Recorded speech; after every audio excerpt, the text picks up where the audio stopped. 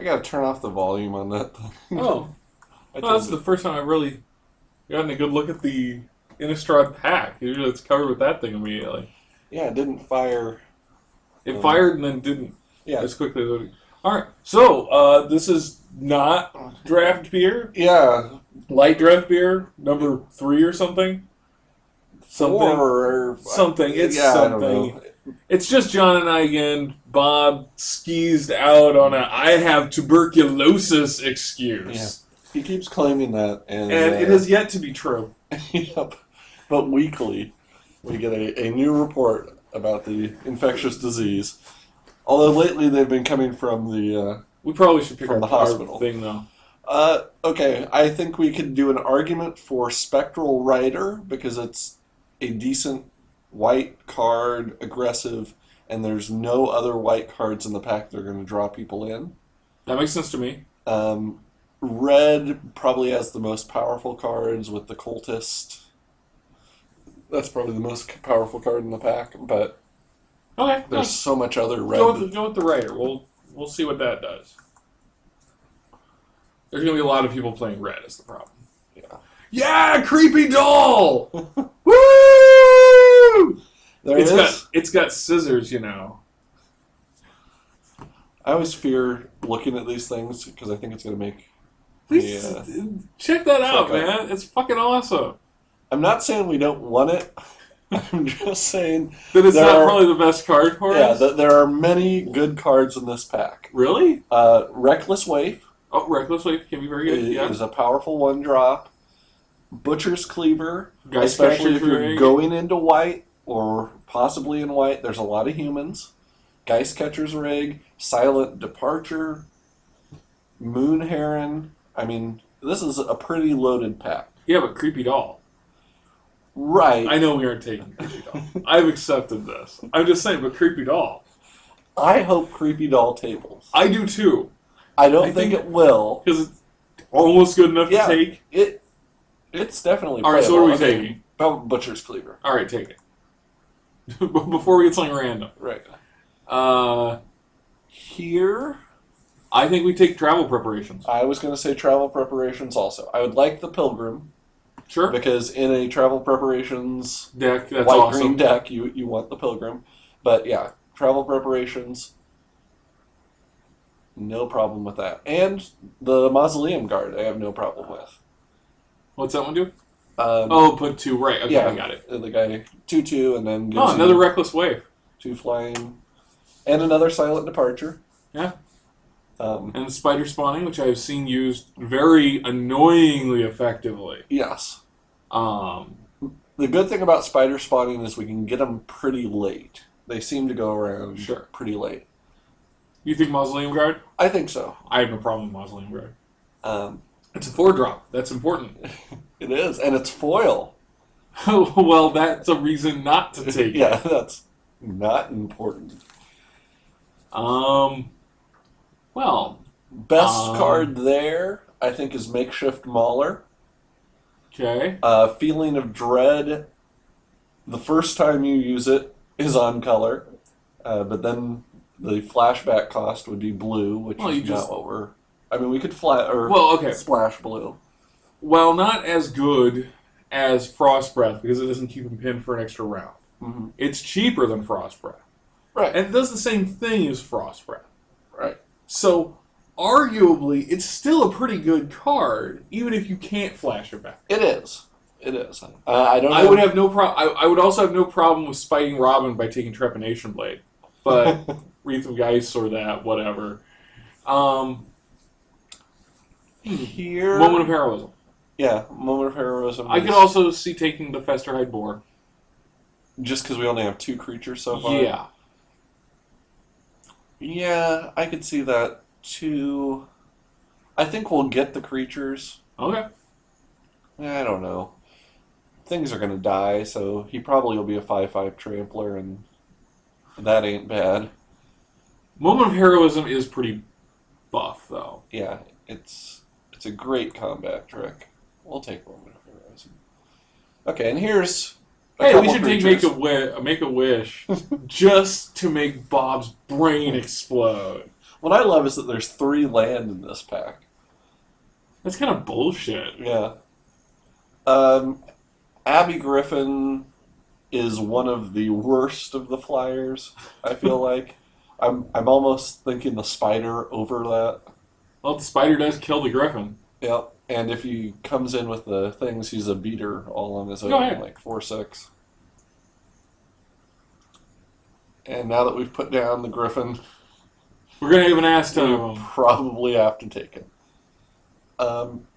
We could go Full Moon's Rise, speculating that we will pick up some werewolves, but we haven't seen a lot, and someone else is getting all those reckless waves, and so is probably really going after that. We could do Caravan Vigil. I do like Caravan Vigil. If you can get that morbid ability off, it's kind of awesome. Yeah. That being said, we're at 3 creatures. You kill with a griffin. We probably have to take the griffin. Griffin. And for the same reason, we probably take the wood. We're going to have all the 4 drops in the format. Yeah, that's not good either. Yeah. We'll take it. I would rather... We're dead inside already. Creepy Doll. Well, what do you know? Creepy Doll tabled, and we are going to find a way to get that into our deck. At least, sort of. Moment of heroism. There's another Oh, moment of bell heroism. ringer. There's a bell ringer. The Woodland Sleuth is a human. Okay. So with our Butcher's Cleaver, the Guard and the Sleuth would work. Bell ringer's another human. And we're low on 3 drops and creatures. At this point, I'm kind of feeling like Feeling of Dread might not make our cut. I'll keep it available. I'm going to take Ranger's Guile also and keep it available. But those 2 are probably, if I started... I like Ranger's Guile, though. The ability to grant hexproof at instant speed can just mess up your opponent's day. Oh, yeah. Yeah, I like Ranger's Guile also. I don't want a bunch of them, but I'm pretty happy to have 1. Yeah. And here, I find Nightbirds? Nightbird's clutches to be more annoying.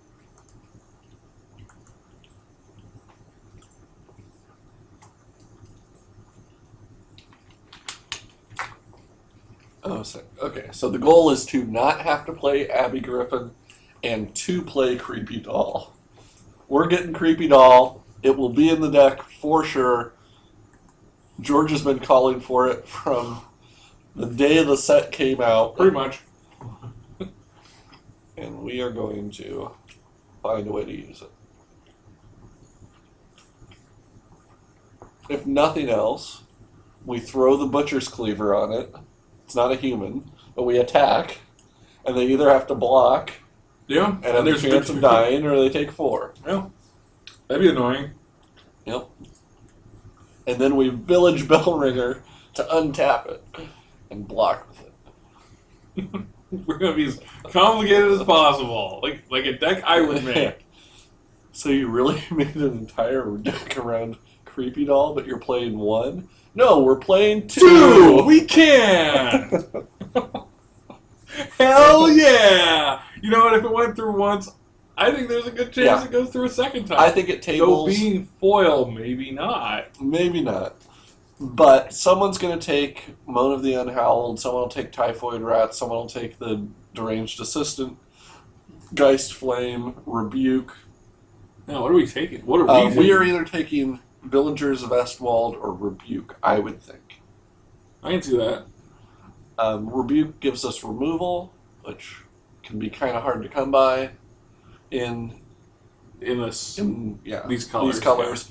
Villagers of Estwald is a great thing to target with your travel preparations, though. Sure. Which do you think is more useful to us? Probably the Rebuke? Probably the Rebuke. I love the Villagers of Estwald, but we always are short on removal, so... It's true. We'll take it. Oh, wow. I can't believe this guy's getting passed. Okay, so out of this pack...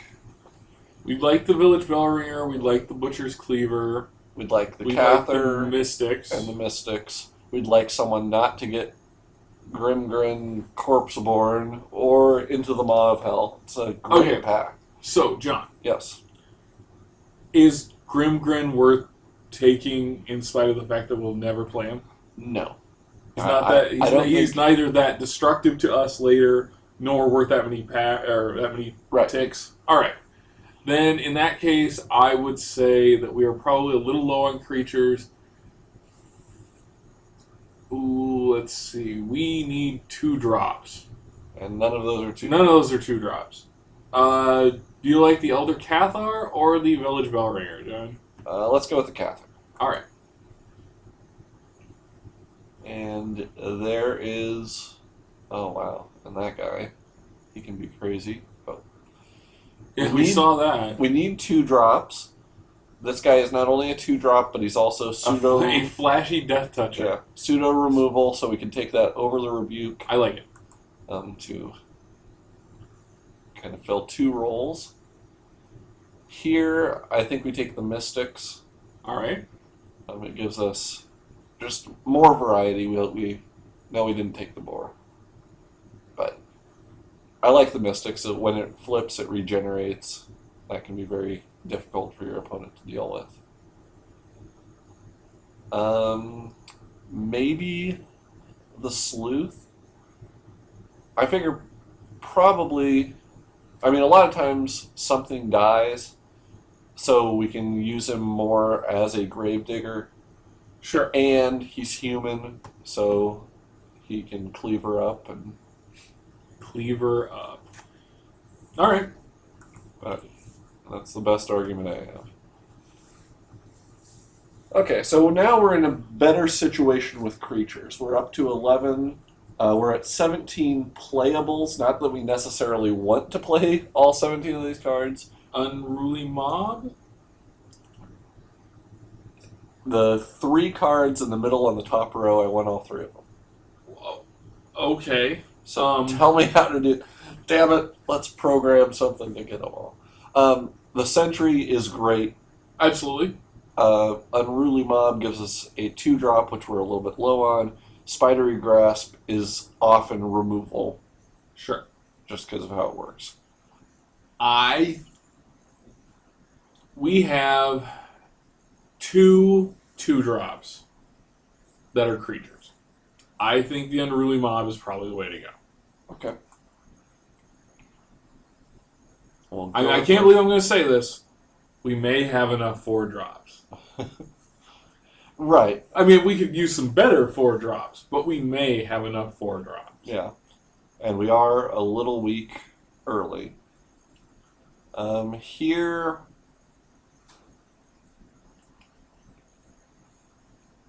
I don't know.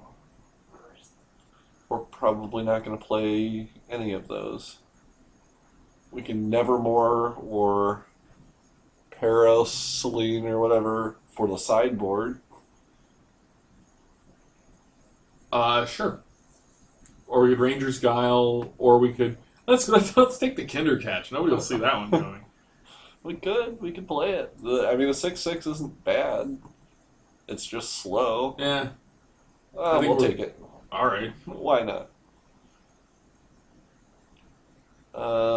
Bramble Crush is a great sideboard. Like if they have something, a land or an artifact or an enchantment that's just annoying, we can bring it in. It'll give us an answer. I don't think there's anything that great we're passing. Fair enough.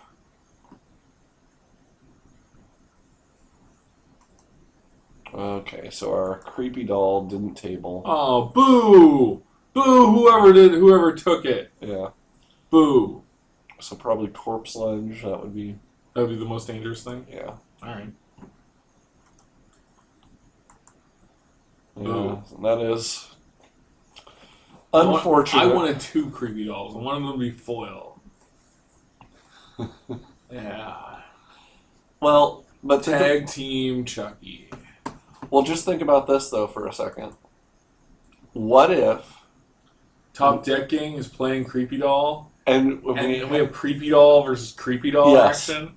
That'd be hot. A Creepy Doll mirror match. that could be legendary. Naturalize. Sure. For the sideboard again.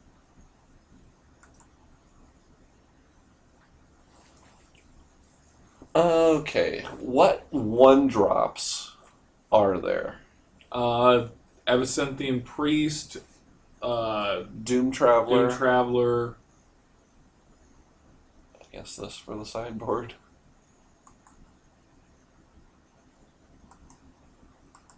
Brain Weevil.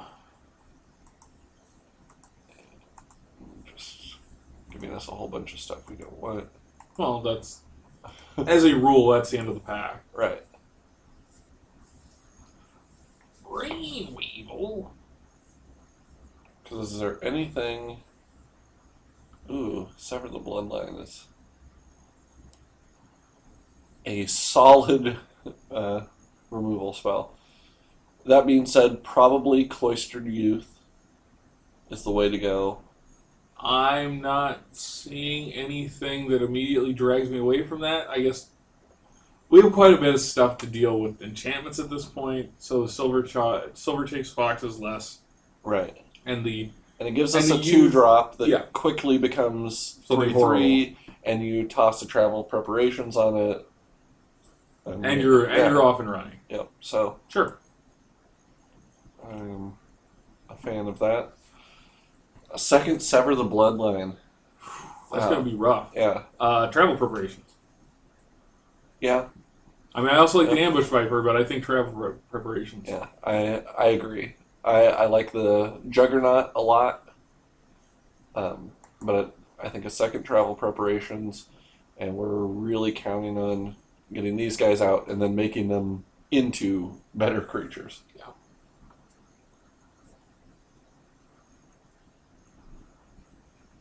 And so, probably for that, we need to be...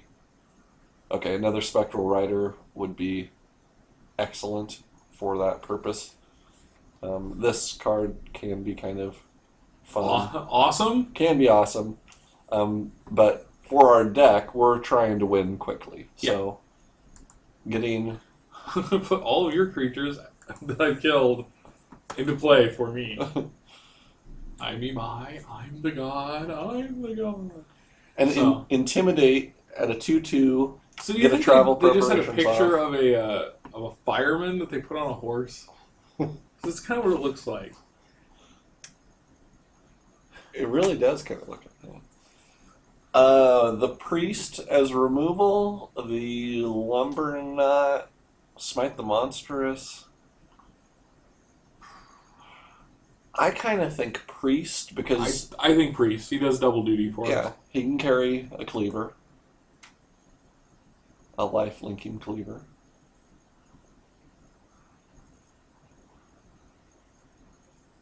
And because we have a lot of 4-drops, I think the Village Bellringer. Over the Lumbernut? Over the Lumbernut. All right. I'll accept that. Just because we only have 2 3-drops. No, that's okay. Bonds of Faith. I like the Scarecrow. Cather isn't even bad, but... No, that's fine. Bonds of Faith is on-color removal. Or buff. Yeah, or buff. Ooh, Pilgrim. Sweet. Unlikely. Highly unlikely. So now we're above what we need for playables. I'm going to see real quick. Type sort. How many humans do we have? 5, 6, 7, 8, 9, 10, 11. I think maybe we take the Pitchfork. Okay. Like, the Pitchfork is absolutely worth it if you have the humans. Being able to equip for 1, giving first strike, and +1/+1. Sure. On something else, just the first strike. Can be useful, but it's not necessarily. Yeah. Though it is at least cheap to equip. Yeah. Which was always the problem with Bladed Pinions. Not that 2 is expensive, right? But it's amazing how often it's one more than you have to just toss away. Yeah, and the format, because of poison, I don't know. You always were. You couldn't use a turn just doing something like setting up something. Well, maybe you could. We could never figure it out, though. Okay, so another 2-drop or another sleuth. What does the sleuth do exactly? When he enters play, if a creature died this turn, return a creature card. He's a human. Sure, go for it. We're going real heavy on the sleuths, but if our basic plan is just to attack, we should have things in the graveyard. Right. And if we are able to bring them back to attack, then all the better. So I don't think we're going to have to play our Griffin. Does that make you happy, John? Yes, it does. I don't think we want to play Feeling of Dread, because I don't think we're going to be using the flashback. Ooh, another bell ringer. Cool. Well, we're ringing that bell. By all reasonable accounts, we probably should not play Creepy Doll. We don't have to play it. I'm glad you have it now. I just really kind of want to play it because we never play it. I'll take the spider if we go up against real flight heavy. But really, probably the spiders aren't making our deck. Like, the way I'm kind of seeing the deck is almost... that? Yeah. Yeah, sure. And it's... The good thing about that picture right there is that deck knows what it's doing. It is getting out and racing. It's trying to murder your opponent before they understand what just happened to them. Yep. Sure. And it doesn't really have a home run threat, so its late game is going to be a little bit rough. But things like Butcher's Cleaver, Curse of Oblivion, Infernal Plunge, like the Pitchfork, the Butcher's Cleaver can keep you in a game just because the lifelink. Sure. It has some removal. Okay, so I had the Guard, the Bell Ringers, Rebuke, the Cather. The Spectral Riders are not humans, but because of the Intimidate, I think we want them. Unruly Mob, Moment of Heroism, Cloistered Youth, the Priest, and Bonds of Faith. Right. And then the Pilgrim, Ambush Viper, both of our travel preparations, all 3 of our Woodland Sleuths, our Mystics, the Pitchfork, and the Cleaver. All right. So what does it look like? And by converted monocost, it looks like that. By creature type, I believe, let's see. 1, 2, 3, 4. How many are there? 7. So 11, 12, 13. 13 of our 16 creatures are human to begin with. The Cloistered Youth and the Mystics, if they flip, lose that trait. Sure. But 11 of them are always going to be human, which makes the Cather very likely that when he dies, he passes. Yeah, 2 +1 Hey, and then we can pull him out of the graveyard with the Woodland Sleuth. Right. Cast him again. Get his ass killed again. And pull him out with the Woodland Sleuth again. That's what we do. Well, it's not a deck that we ever build. No. But I kind of like it. Yeah. I do too. And the curve is... We're going to have a 2-drop. It looks like a Christmas tree. Yeah, it does. And we're going to have a 2-drop. I don't... statistically, to not have one of Yeah, it's insignificant. Yeah. Well, at the very least, we'll find a way, but we mulligan. Right. If it happens twice out of if out of 13 cards, it hits twice, then our victory is assured. I'm going with, it suggested 10-7. Maybe I should, because we have the double white for the Spectral Riders. Yeah. I would like to be able to play the Pilgrim, because then he provides white. Sure. But we only have one of him, so it's probably... Because other than that, we don't really need our green until later. Okay. There's the deck. Is there anything that we left out? That we shouldn't? All right.